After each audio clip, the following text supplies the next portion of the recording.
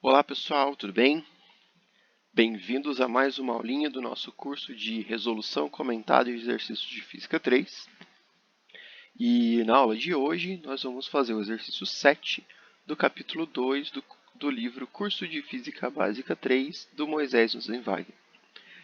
Eu sou o professor Otávio Protzek e vou acompanhar vocês nessa resolução do exercício de hoje. Então vamos lá ver como é que é esse exercício. O exercício diz o seguinte: uma carga Q é distribuída uniformemente sobre um fio semicircular de raio A. Calcule a força com que atua sobre uma carga de sinal oposto menos Qzinho, colocada no centro, como mostra a figura. Então, vamos analisar o enunciado do exercício, ver quais informações ele fornece para a gente. Então, vamos lá. A primeira coisa que ele fala é que no fio todo tem uma carga Qzão. E essa carga Qzão é distribuída uniformemente sobre esse fio. Uma coisa importante, ele falou que essa distribuição é uniforme. Ou seja, eu consigo relacionar esse Qzão com um elemento de comprimento dl, por exemplo, através da densidade linear de carga. Ou seja, lambda é igual a Qzão sobre L. Ou lambda é igual a dQzão, que é um pedacinho do Q, um pedacinho da carga de um pedacinho do fio, dividido por dl.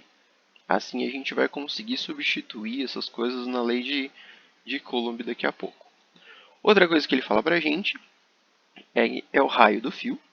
Então, é um fio semicircular, no formato dobradinho em meio círculo, e ele tem raio A.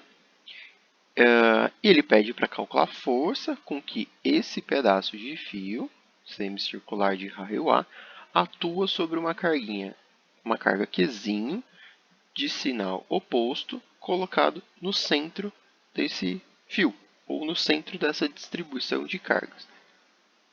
Bom, uma coisa legal desse problema é que, como essa carga Qzinho está no centro dessa distribuição, ela tem a mesma distância para qualquer elemento de carga dq que eu pegue sobre o fio. Isso pode facilitar muito o nosso trabalho. Bom, então vamos fazer o desenho do exercício, colocar as forças nos devidos lugares e ver o que a gente consegue fazer para esse exercício. Vamos lá então.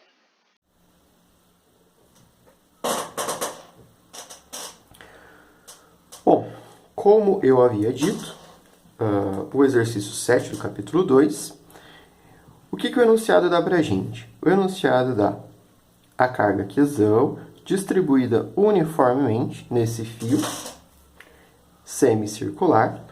Ele fala que esse fio semicircular ele tem raio A, ou seja, se eu comparar aqui o centro do fio onde fica a carga menos Qzinho, ele está à mesma distância de qualquer ponto em cima do fio. Tanto esse ponto, esse ponto, esse ponto, esse ponto.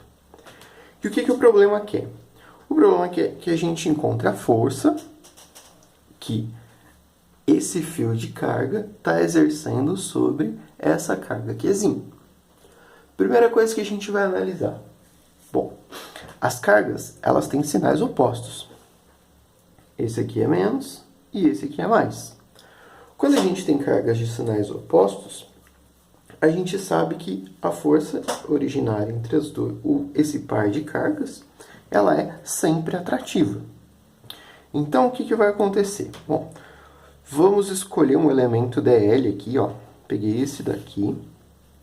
Então, esse elemento dl é um pedacinho dl do fio.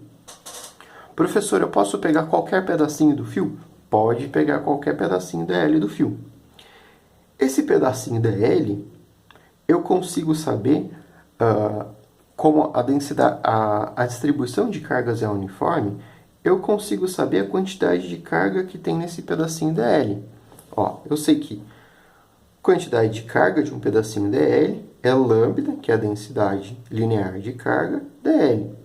Ou seja, esse pedacinho de carga dl tem uma quantidade de carga dq. Se tem uma quantidade de carga dq, está atuando em uma força eu tenho uma quantidade de carga dQ, eu vou escrever aqui, dQ, né? Neste pedacinho dl. Se eu tenho uma quantidade de carga aqui e uma quantidade de carga aqui, e eu sei que elas têm sinais opostos, eu tenho uma força entre essa carguinha e essa quantidade de carga aqui. Essa força eu chamei de dF. Beleza? Bom, aí o que a gente vai fazer primeiro? Vamos analisar elementos de simetria. Para quê? Para facilitar a nossa conta. Como assim? Olha só. Esse elemento dl aqui, no lado oposto dele ao fio, tem um elemento dl'. Mesmo comprimento e tal, só está de lado oposto. Esse elemento dl' também tem uma quantidade de carga, que eu vou chamar de dQ'L', né?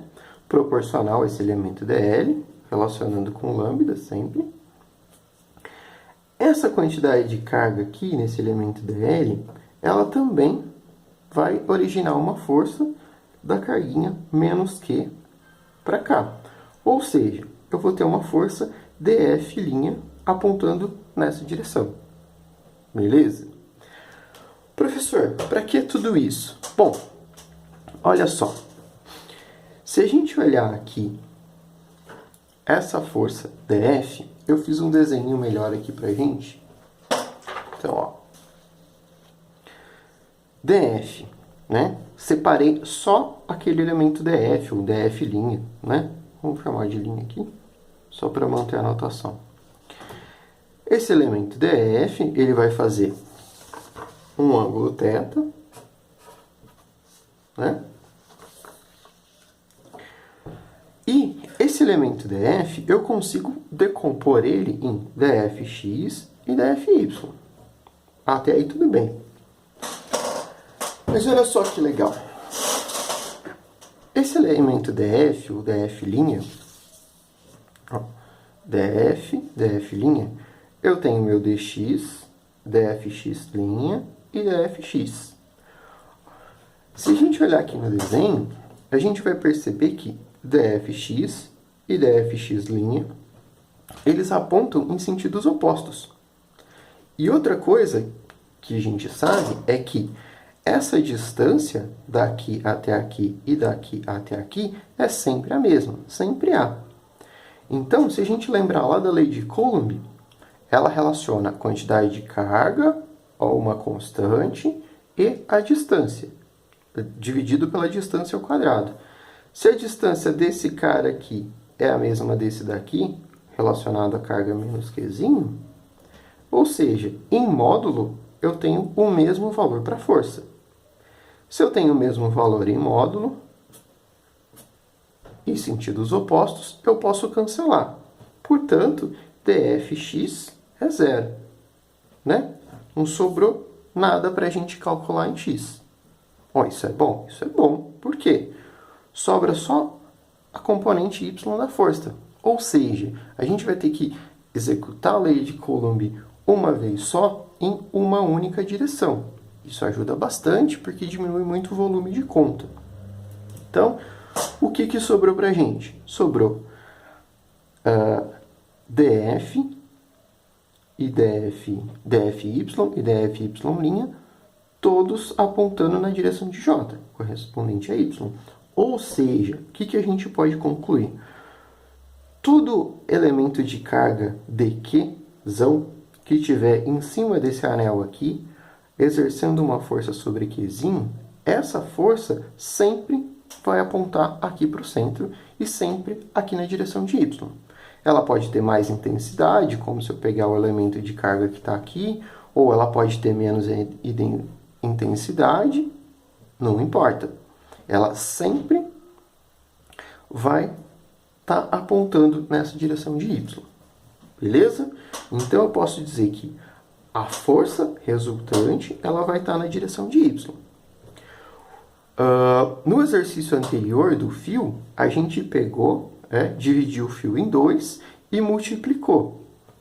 Então eu tinha dfy igual a 2df. Daria para fazer isso? Daria.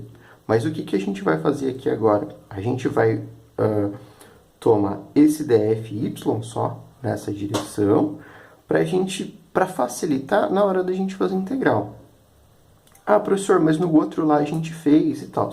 Isso, a gente fez. Mas aqui a gente consegue usar aqueles mesmos elementos de simetria, relacionar isso com os limites da integral que a gente vai ver daqui a pouco.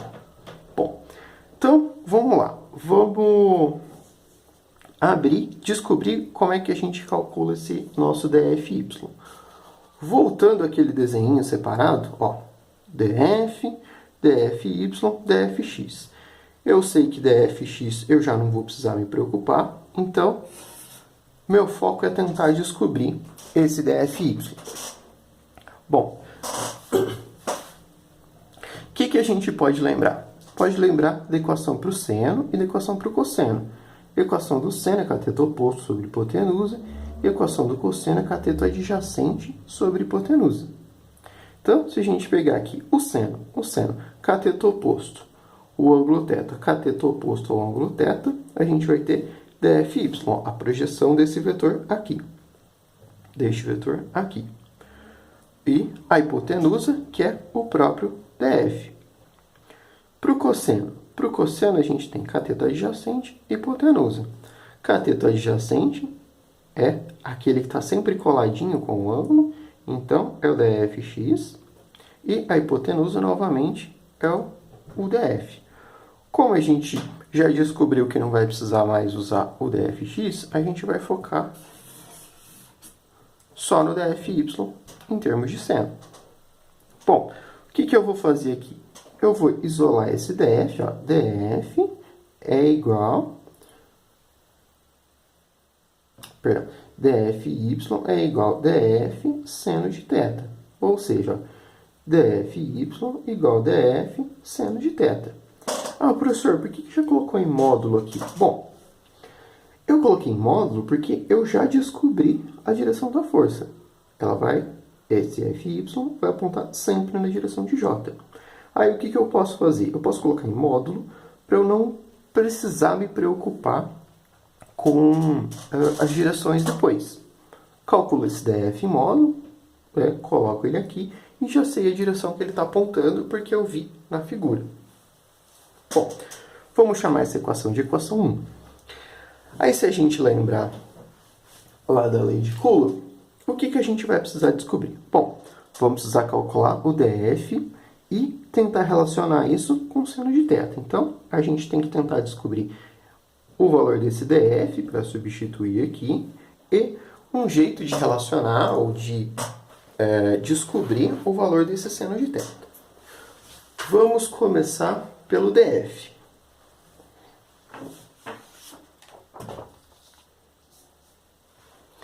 Pela lei de Coulomb, o que a gente tem?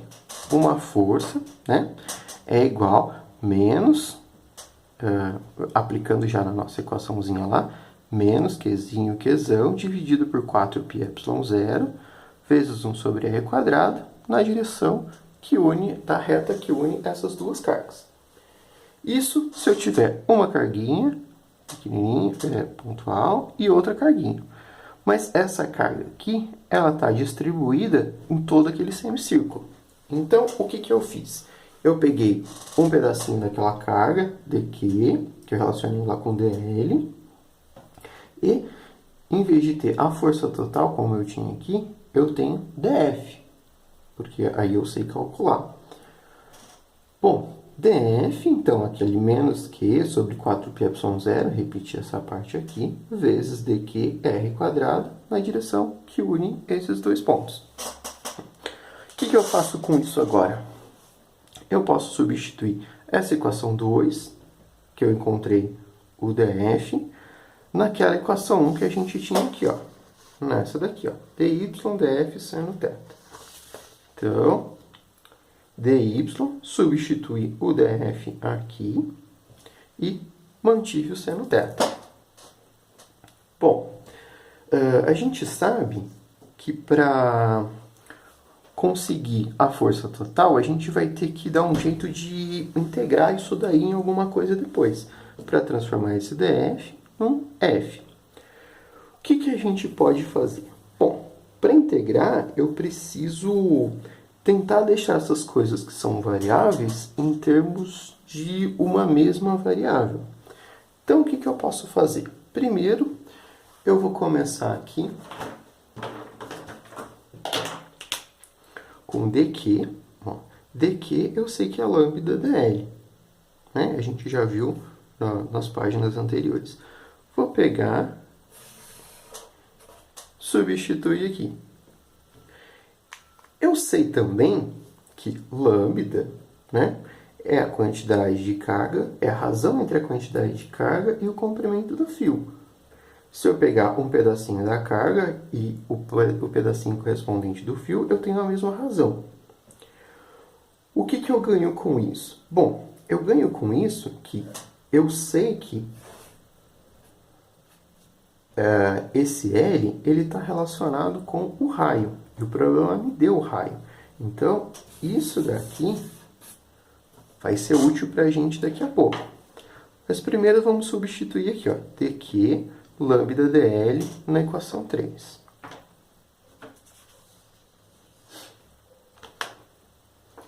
Então, ó, substituindo, ó, repito aqui, ó, df igual módulo de menos q4πε0, onde tinha o dq, agora eu tenho um lambda dr, L quadrado, seno de θ. Bom, agora, a gente substituiu basicamente um problema pelo outro, né? Eu substituí o dq aqui,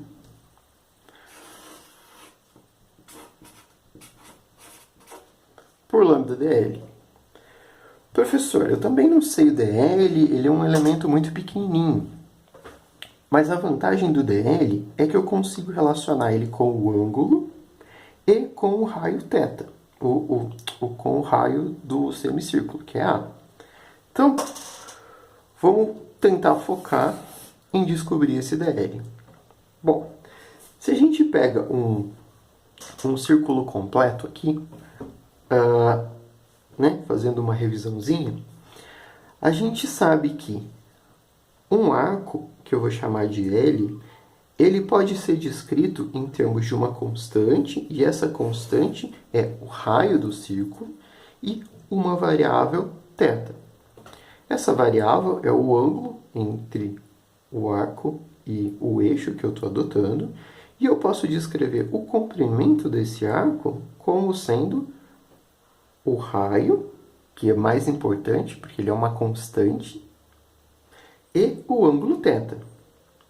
Então, do mesmo jeito, se eu pegar um elementozinho dl, um pedacinho desse arco, eu vou ter o raio, que é a constante, e o dθ. O que é esse dθ? Ó, esse elementozinho dl, vou escrever aqui, variou um pedacinho pequenininho de ângulo, que eu chamei de dθ. Professor, isso é sério? É verdade. Como é que eu posso ter certeza? Lembra que a gente aprendeu lá no primário, sei lá, que o perímetro de uma circunferência era o quê? 2πr. Então, a gente sabe que se eu partir desse ângulo aqui até aqui, esse ângulo equivale a π, né? E se eu fechar a volta completa, eu tenho um ângulo equivalente a 2π. Se eu tivesse o L de uma volta completa, o meu θ, para esse caso, seria 2π. Aplicando nessa equação aqui em cima, o L, vou chamar de Lzão, só para ficar diferente, é igual a 2πr, que é aquela equaçãozinha que a gente aprendeu e mandaram a gente decorar lá no primário. Para o nosso caso aqui, a gente tem meia circunferência. Então, a gente vai até aqui. No nosso caso, o comprimento L total do fio, que a gente vai usar lá para substituir depois, vai ser π, que é esse ângulo aqui, vezes o raio. O raio, o problema falou para a gente que era A. Então, vai ser πA. Bom, voltando ao caso do nosso DL, eu queria saber DL para substituir aqui nessa equação 4. Então, eu sei que DL é igual a R dθ. O R é aquela constante, A, que a gente vai substituir depois. Então, eu vou substituir aqui essa equação 5 aqui, no DL. Então, substituindo a equação 5 em 4, o que a gente tem? Bom, df igual a mais aqui, por quê? Estou trabalhando em módulo, né? Então o sinal aqui não é importante. A gente já sabe a direção, já fez toda essa correlação. Então, Q sobre 4πε0 vezes lambda r dθ. Notem que esse r dθ aqui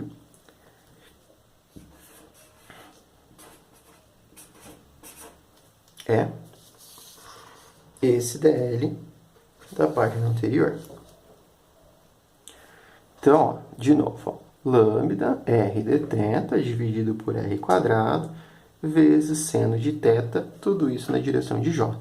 A gente pode simplificar um pouco essa equação aqui, cortando esse r com o quadrado desse aqui.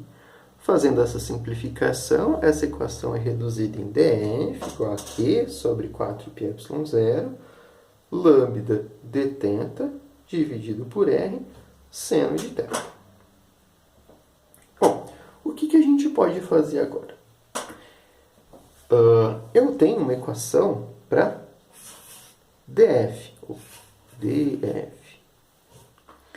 E eu quero saber f. O que eu faço? Eu integro, ou seja, eu vou ter que somar todos os pedacinhos de θ. Aí o que a gente tem que olhar para a nossa equação antes de fazer a integral? As variáveis são iguais para eu ter que fazer uma integral só? Olha só, esse aqui é constante, 4πε0 é constante, lambda é constante, r é constante, que vale A sempre, o dθ é variável, aqui, e o θ também é variável. Ou seja, só tem variáveis θ. Legal isso que eu posso integrar tudo em θ. Então, fazendo a integral dessa equaçãozinha 6, a gente tem aqui fy, integral de 0 a π, já vou falar disso, que lambda dividido por 4πε0r dθ seno de θ. Por que eu vou integrar de 0 a π? Olha, eu tenho que integrar em todo o semicírculo. E esse ângulo, então, ó, eu tenho que contabilizar cada contribuiçãozinha de Q em cima desse círculo. Então, ó, vou começar daqui. Pego essa, pego essa, pego essa, essa. Vou somar todas essas contribuições. Como é que eu vou fazer isso? Variando o ângulo, já que o raio é igual a A, que é sempre constante. Então, ó, eu vou variar o meu ângulo de 0 até π. 0, isso em radianos. Se a gente quiser pensar em graus, ó, de 0 a 180 graus. Mas é mais legal continuar trabalhando em radianos. Então, o que eu tenho que fazer? Substituir os meus limites da integração, vindo daqui até aqui, de 0 a π. Professor, mas no exemplo do fio, a gente integrou metade do fio e fez isso 2 vezes. Também daria para fazer, ó. Podia integrar de 0 até π sobre 2, 2 vezes, sem problema nenhum. Assim fica mais fácil, é a minha opinião. Mas, se vocês quiserem tentar em casa, tranquilão, pode ver que vai dar o mesmo resultado. Então, o que a gente vai fazer? Vamos resolver essa integral. Olhando para a minha integral aqui, eu estou vendo que tem um monte de coisa que é constante.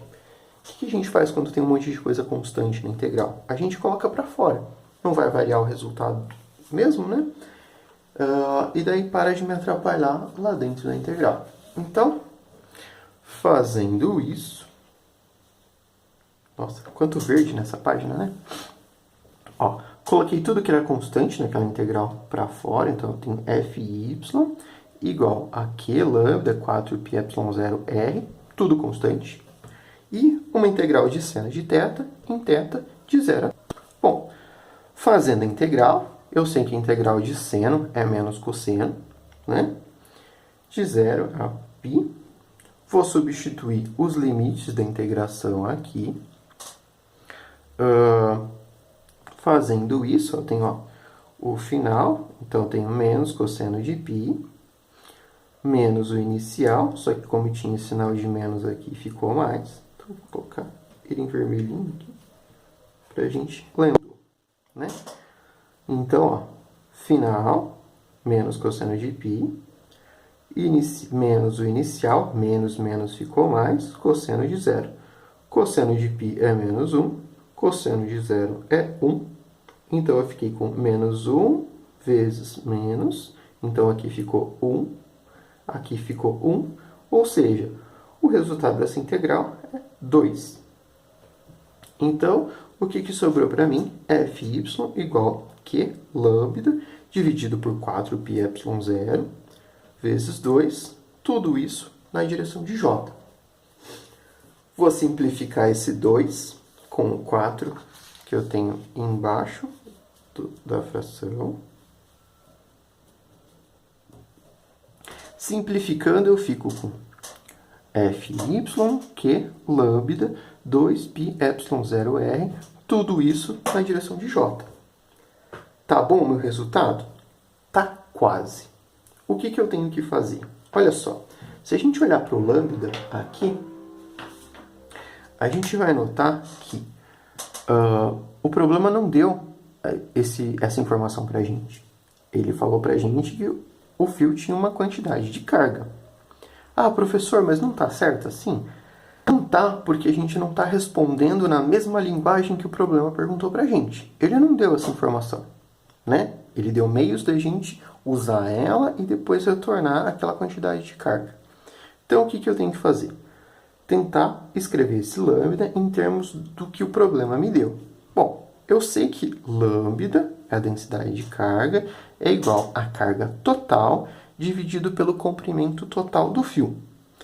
A gente já discutiu ali agora há pouco que o comprimento total do fio, né, é um semicírculo, que é igual a π vezes r. Vou substituir esse L aqui, eu tenho que lambda é igual a Qzão, que é toda a carga no fio, dividido por πr. Vou substituir esse 8 aqui, o lambda nessa equaçãozinha, então a gente fica com Fy igual a Qzão, Qzão, né? Dividido por 2πε0. Eu já aproveitei e substituí o R por A, que é o problema, né? Tirei o termo genérico, já substituí nos termos do problema. Então, eu tenho aqui, voltando, Qzão, 2πε0, ε0A. Aí, eu coloquei aqui em destaque ó, o π e o A, que vieram junto com o lambda. Podia ter deixado esse daqui em vermelho também, só para dar um destaque. Aí. Bom, agora a gente simplifica essa equação e fica com Fy igual a Qzão, dividido por 2π ao quadrado, ó, esse π vezes esse π, ε0 a quadrado, que é esse A vezes A, esse outro A. Bom, e esse é a nossa força, representando a força de que toda o semicírculo está exercendo na carguinha aqui do centro. O que é legal desse exercício? Que a gente pode ver simetria, revisar um pouquinho de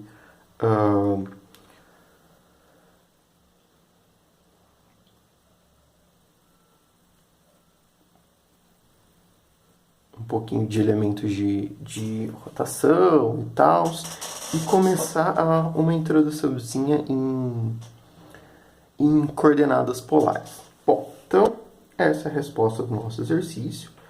A gente pode analisar que ela está toda em termos dos dados que o problema deu. Ó, Qzinho, Qzão, o π e ε0 são constantes, o A, e está apontando tudo na direção de J. Beleza? Bom, o que a gente pode fazer agora? Vamos resolver esse exercício de novo. Como assim, de novo? E por quê? Bom, tem um negócio que chama coordenadas polares, que é muito útil quando a gente tem tipos de problemas, cilindros, semicírculos e tal. Então, vamos repetir esse exercício utilizando coordenadas polares, que elas são menos dependentes do desenho e tal, mais umas continhas, e só para ver se a gente consegue chegar no mesmo resultado. Bom, então vamos lá. Para coordenadas polares,